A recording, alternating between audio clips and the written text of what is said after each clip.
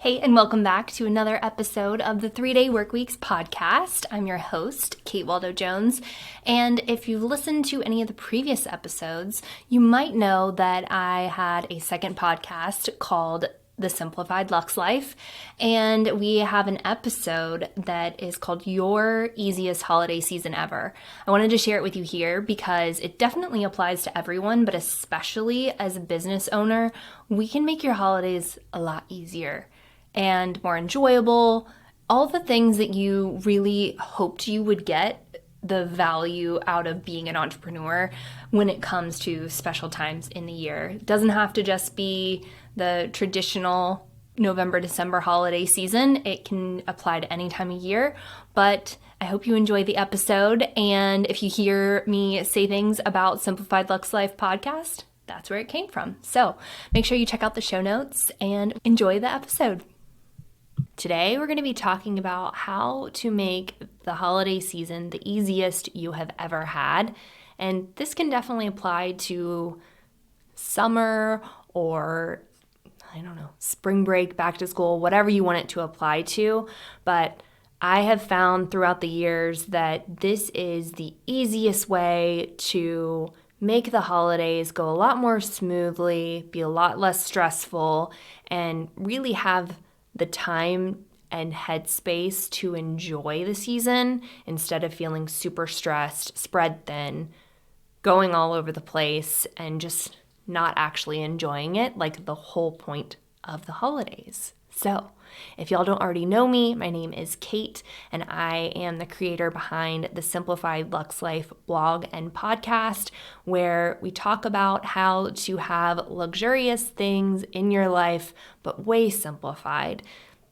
Cutting out all the clutter, all the excess, and being more of an essentialist, not a minimalist, but an essentialist, where it's things that we have really curated. We're curating our lives to be easier and more enjoyable so that we spend our time in a way that we are actually feeling good about what we're doing. So let's get into the holiday season.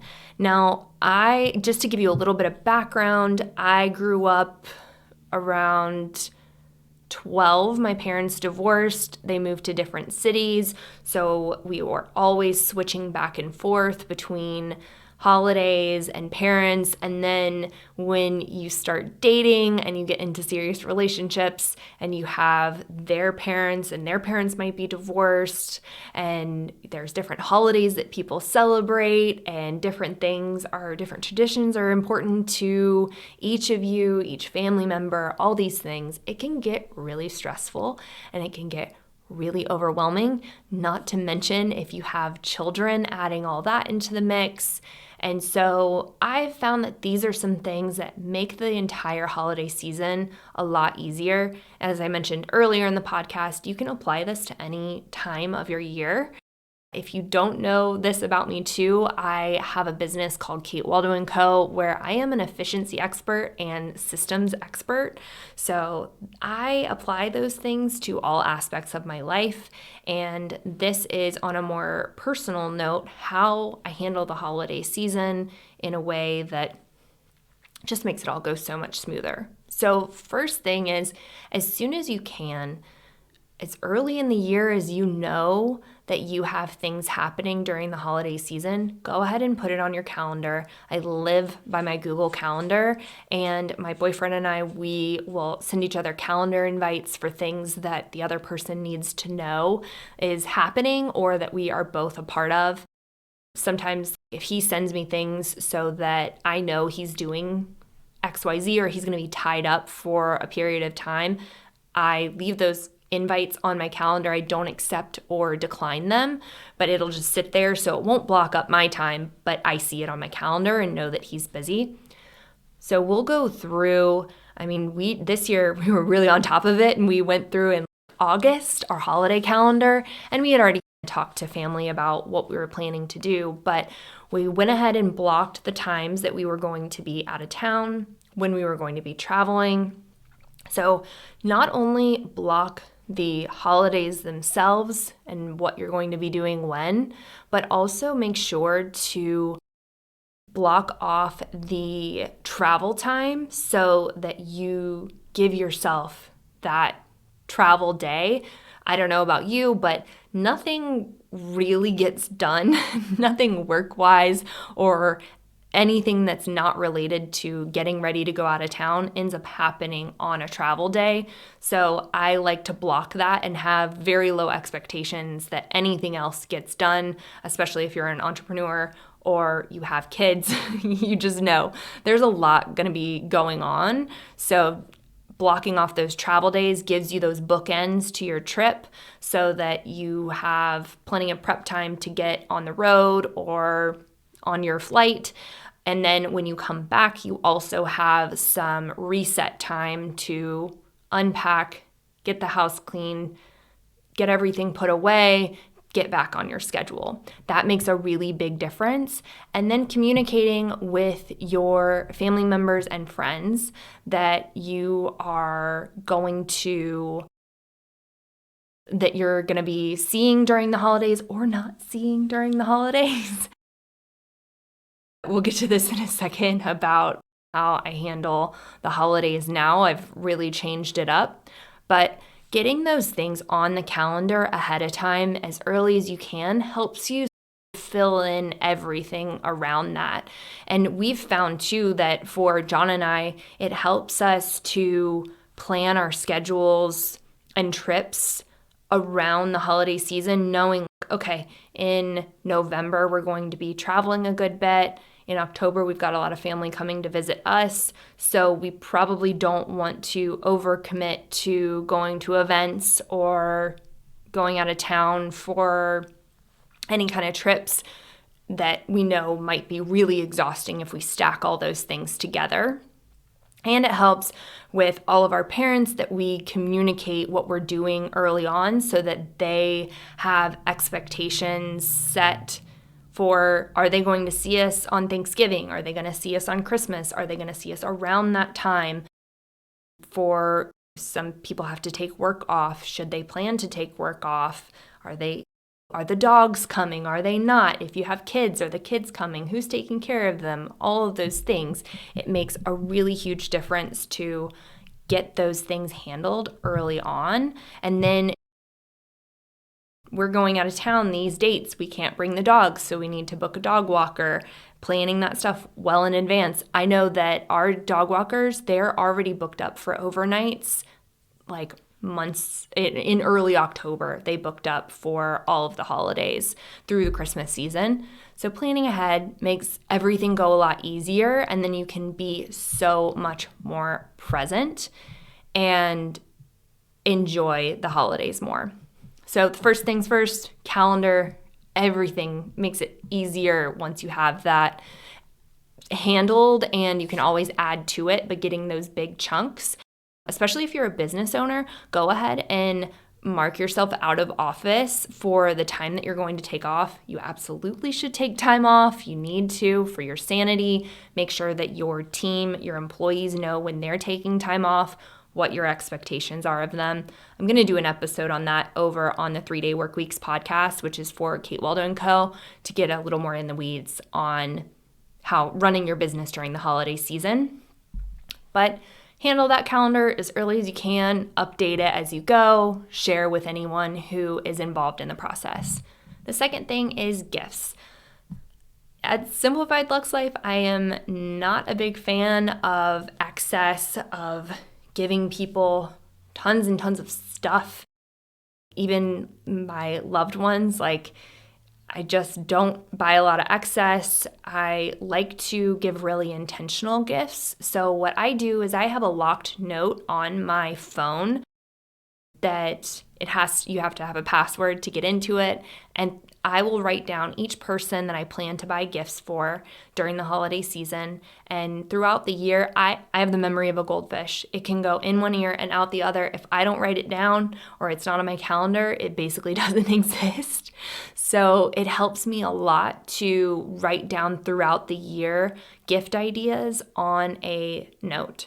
And then I can come back to that when it's time to start buying things, and I'm not just following whatever random Instagram ad that I'm like, all right, I guess that'll work.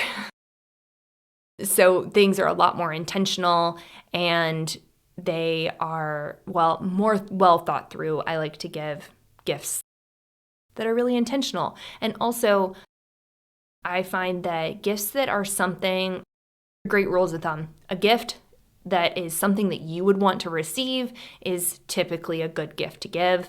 A gift that someone can actually use, consume in a short period of time, I always find those to be really great gifts, like food, jellies, jams, Chex Mix, free, those kind of things make really great gifts, and they're great to have on hand so that if there's somebody that you forgot on your list, or there's somebody that gives you a gift and you want to return the favor, you have something on hand. That's something that you can start thinking on early. And then as you go, when you have free time, you can start collecting those items so that you are prepared and you're not scrambling last minute, because we all know that the holidays sneak up fast and then so much is happening and we don't want it to be stressful. You don't have to be Martha Stewart, but if those are things that you care about doing, you can plan ahead for it and make it a lot easier on yourself so that you're not trying to do everything at once and it's not a scramble. The next thing I would suggest is buy your gifts early, but not too early, because unless you have a ton of extra space or a really good hiding spot, you don't want all those gifts cluttering up your house. You probably will end up overbuying because you don't even know what you have. Personally, I don't set up terribly early for the holidays. I'll probably put my tree out like mid-November. Sometimes I'll wait until after Thanksgiving. But I find that if I buy too many gifts too early on, then put them away, I'll forget what I bought and I'll end up just impulse buying other things. And then I end up giving people like junk, or not junk, but just too much that it's just not even necessary. And so I would recommend, once you are able to get the gifts in, plan ahead, but if you can do it in a way where you can wrap them and have them ready to go out under the tree so they're decorative, that is really nice. I also buy in bulk similar wrapping paper so that it is very cohesive, and I actually like looking at the gifts when they're out there. If you buy a gift from any type of local place, which I always recommend shopping local, ask them to gift wrap it for you to save you the time. Even if it's $5, it's worth it, and you don't have to spend the time doing it because that can take a lot of time. And as far as gifts go, I always recommend experiences over stuff. If you can give someone an experience where you can make a memory together, that's so special. Those are the gifts that I always loved and still love. But you can make them cute, and you can invest in cute wrapping, make it a thing, print off some stuff. You can go cheesy with it to make it look like more than it is. If it's just a gift card to go on some cool excursion, wrap it up, put some cellophane, print out some cute little clues or something like that to make it even more fun. And then it doesn't feel like, oh, here's a card in an envelope, and you get that experience of unwrapping something, which is nice.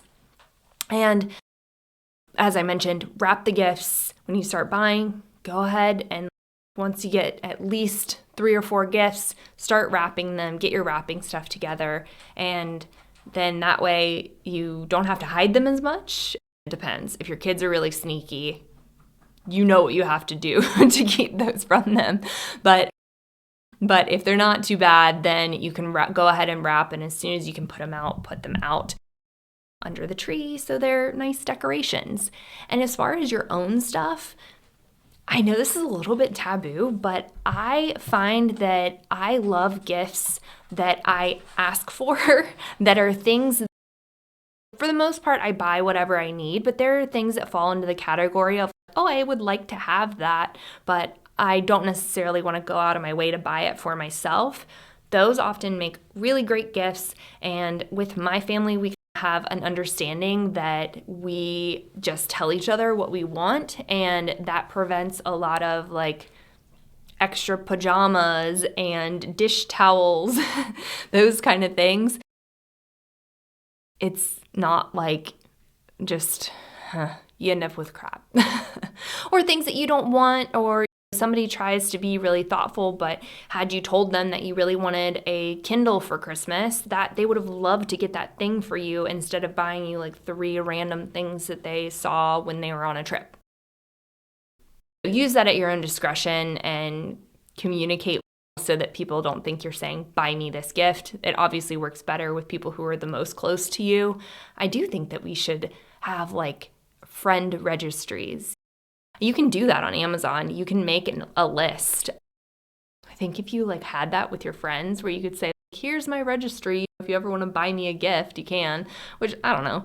That's a little whatever, but I always like to get people what they want. So that's where that rule of thumb of buy people things. If you're going to buy a thing that you want or an experience that you want for yourself that either you've loved or you've wanted to have. And then most of all, like the holidays should be about making memories. It's not about the stuff.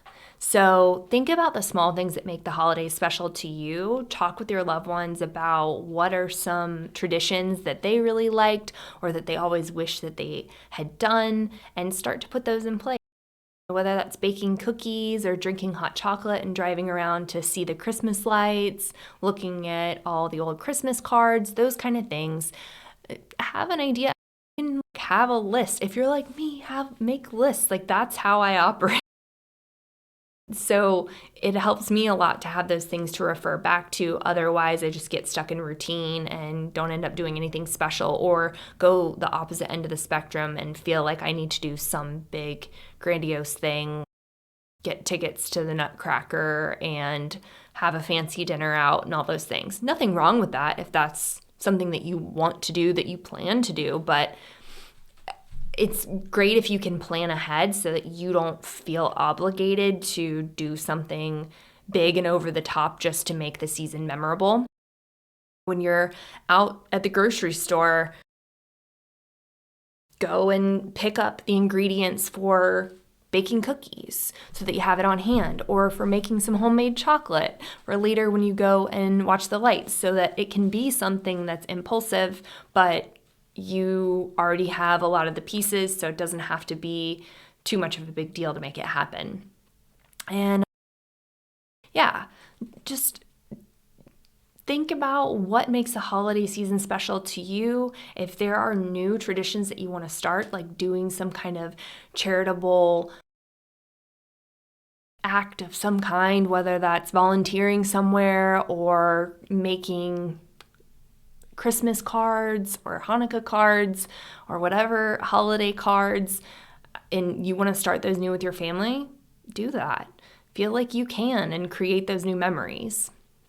And then this one is probably the most controversial, but I have found that family being optional for the holidays has made it so much less stressful. Starting during COVID, it was just too stressful to try and travel. My family lives in Georgia, and it's either 5 to 6 hours away or almost 8 hours away to see my family. And I just decided to skip Christmas. And I know that it's really controversial. The first time I did it, all my friends were like, "Are you sure? Are you okay? Do you want to come to Christmas with us?" Which is so kind.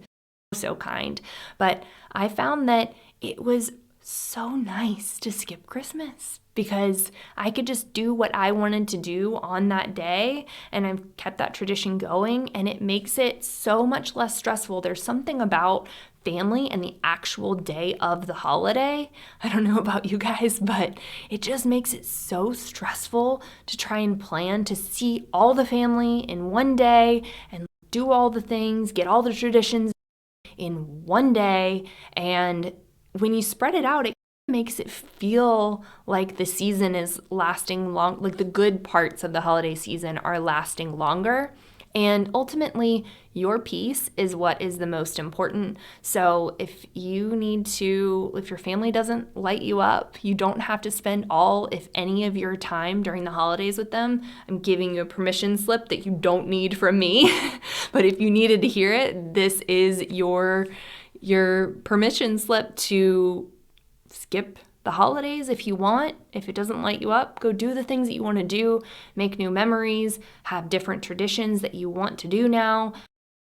You get to decide, because your peace is the most important, and it just removes a lot of stress during the holiday season that isn't necessary. So I would love to hear if you guys tag me on Instagram at Kate Waldo & Co.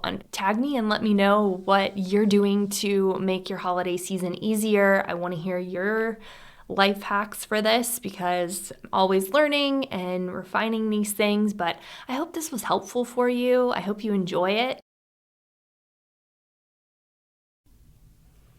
I hope you guys enjoyed this episode. Thank you for tuning in. Make sure to check out the show notes for anything that we talked about and a link to the full blog on this episode. We will see you again next time on the 3-Day Workweeks for Millennial Entrepreneurs Podcast.